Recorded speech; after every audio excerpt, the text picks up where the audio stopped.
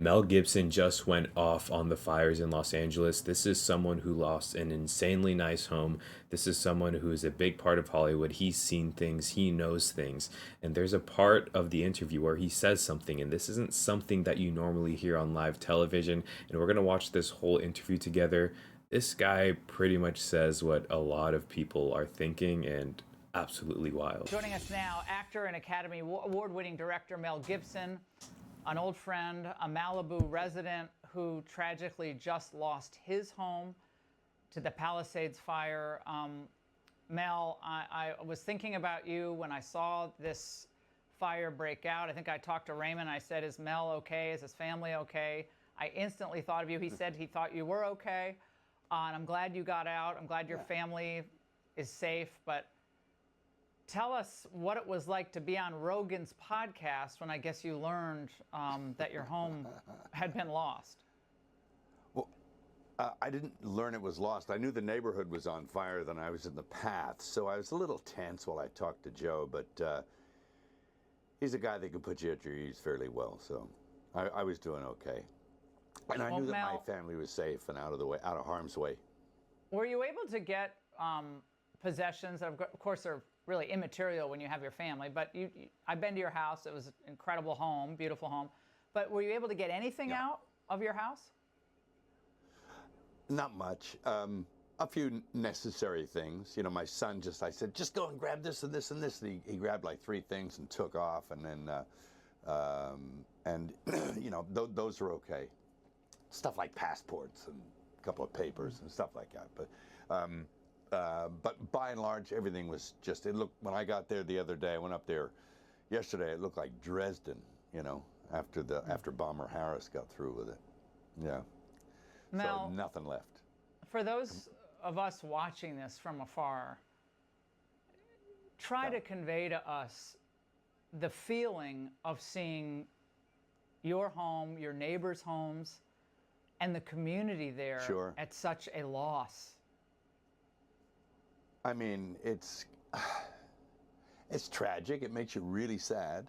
I was actually, you know, there are neighbors I have that I was actually looking at them. I felt worse for them than I did for myself.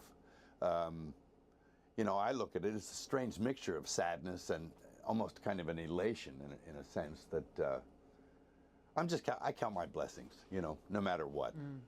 These are things, and they may or may not be replaceable, but they're only things, and we're still here, and I just kind of look at it as almost in a weird kind of way a purification of, but of course it's very sad, and there were many things, you know, gone in the blaze that you know, I've thought about since. I thought, oh damn, you know, that's too bad, but you know, works of art, photographs, rare books, you know, old books. Some as old as, you know, 1600, you know, it's like crazy. Irreplaceable. And irreplaceable stuff, yeah.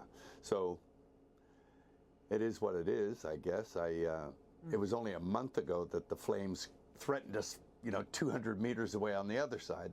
And of course the wind shifted and it came in and whipped and got us from the other direction. So it was an interesting... You've heard, you've heard the... Go on. You know, you've heard a lot of people say a lot of things about these fires. Obviously, the winds were horrific, but they were predicted.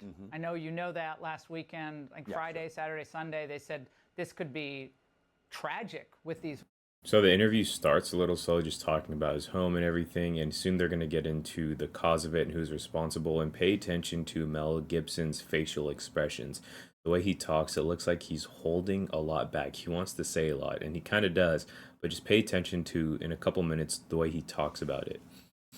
Wins if any fire starts. Sure. Do you believe in what you know so far, anything could have happened like this? Yeah, well, one always suspects that this might happen, but one thinks that the resources, you know, and the capabilities of the men and women will be on standby, that they'll be able to cope with any situation that comes up. But apparently some people were asleep on the job, mainly our leaders there. But, you know, that's something they have to live with. And but that's something that community has to live with. And it's really sad. I mean, I have many friends that are, you know, looking for a place to put a roof over their heads, and kids, and you know, they're traumatized. Someone should answer for it, but we'll see. I think we know who the culprits are. In fact, my son he's a member of the volunteer fire brigade. He sort of interfaces between LA County Fire and people, and they assist them where they can during, before, and after the blaze. And apparently the residents in Corral Canyon caught an arsonist up there. And the guy was all tooled up with fire gear and equipment and stuff like that, and ready to go. And he had been lighting fires, but they corralled the guy in Corral Canyon and gave him to the police. So yeah, there are apparently people actively going around looking for these conditions. Yeah. Yeah, apparently, Mel, that individual was never charged. It's a very confusing set of facts because apparently he was. So this is what they're talking about. I made a quick 1-minute video that just explains it really fast, so listen to this. This is footage of LA locals working together to take down this man. They said he had a blowtorch and he was trying to start fires. They did this with zip ties and a rope, and then the police came in and arrested him. Unfortunately, the LAPD just said there is no probable cause to arrest this man for arson. Just take a look at both of these clips.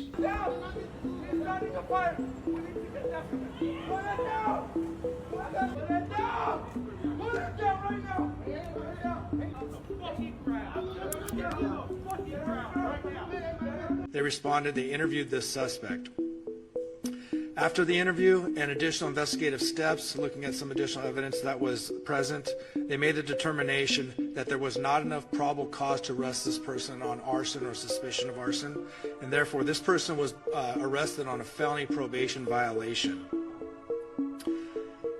This investigation is ongoing, however, and I'd like to thank those community members that were involved in this and helping us bring this person to our attention, and so we can have an ongoing investigation. So that's what they're talking about. Someone had a blowtorch and stuff to start fires, and allegedly the people saw him doing it, and the police came, got the guy, and he wasn't arrested. They said there's no probable cause of arson, and it's still being investigated, obviously, but just unfortunate. Yeah. Reportedly trying to light things on fire, but it's not the fires, I guess, that they're. I mean, it all seems very bizarre, but they have not ruled out that arson could have started the first fire. There's obviously still investigating this, and at the same time, Mel, there are numerous complaints, as you alluded to, that the fire hydrants did not have water or water pressure, and the LA fire chief herself reacted. Watch this. My stance on this is when a firefighter comes up to a hydrant, we expect there's going to be water. We don't control the water supply. Our firefighters are there to protect lives and property and to make sure that we're properly trained and equipped. That's my position on this. So if there's no water, I don't know how the water gets to the hydrants. Mel, reaction to that? Well, listen closely. I know they were messing with the water, letting reserves go for one reason or another. They've been doing that a while. California has a lot of problems that sort of baffle the mind as far as why they do things. And then in the events like this, you sort of look, well, is it on purpose? Which it's an insane thing to think. But one begins to ponder whether or not there is a purpose in mind. What could it be? You know, I don't know. Do they want the state empty? I don't know. Well, Mel, there's already talk, and we played a couple of sound bites of reimagining the way rebuilding occurs. And obviously, there's a great need for high-density housing in California and across the country. That's a big push by the climate folks. And you're already hearing rumblings of that. In this case, like goodbye single-family homes, hello high-density housing. Yeah. It's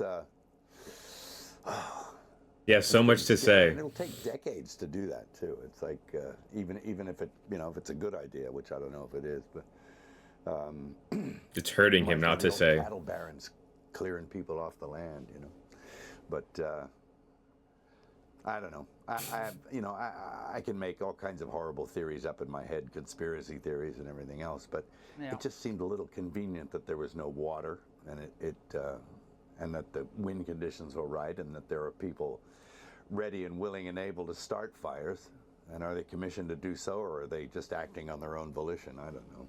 But Yeah. they seem pretty well equipped, some of these people that they're catching. A lot of So, a lot of eh, a lot of questions. A lot of questions, Mel. Mel, a message Yeah, tonight. I'll sift through the remains of my place and see if I can find any clues for you. Wow. Mel, any message from you to Governor Newsom or Karen Bass tonight? Spend less on hair gel. That's it. Yeah. What can I say? Not big admirer of either, but there Yeah. you go. Now, Mel, I know multiple shows and films have been put on hold. Everyone's livelihood has been put on hold, been involved in these fires, affected by the fires. And I know you have a film, Flight Risk, that's coming out in just 2 weeks. First film you've directed since 2016's Hacksaw Ridge, which we love. The Ingram family loved Hacksaw Ridge. So what can we expect with the industry going through changes already with these fires affecting production? And I can't wait for this film. Oh, sure. There's going to be, I think, people will have to adapt. Very few things are made in California now anyway. Over all these years, the playing field never really got leveled as far as, tax exemptions and all this advantages and you could get from making film here. So, production goes on in the various places that it does. And I think for the industry, times of crisis have always been good for the entertainment industry. Not that I'm saying any crisis is good, no, but I think people want, they want to be entertained during those times, and they like escapism and just things for pure entertainment, which is what I was trying to do with Flight Risk anyway. It's just a pure entertainment piece. But well, we need it. We need pure entertainment. And Mel, you know what else we need? You know what else we need, which I cannot wait to talk to you about at length, is the resurrection. And I know you've been working on that for quite a long time. But how wonderful it will be for us to have the resurrection in film. And what can you tell us briefly? Yeah. Briefly, wow. It's an ambitious thing, and it's after working on it for 6 or 7 years with Randall Wallace and my brother, all of us kind of contributing to the writing. It's going to be something that I hardly expected. I think I told Joe the other day. He said, "What's it like?" I said, "It's kind of like an acid trip, but you're dealing with big stuff and big questions in other realms, and it'll certainly be theologically and visually and artistically for me challenging. But you got to step up to the plate and take a swing, right?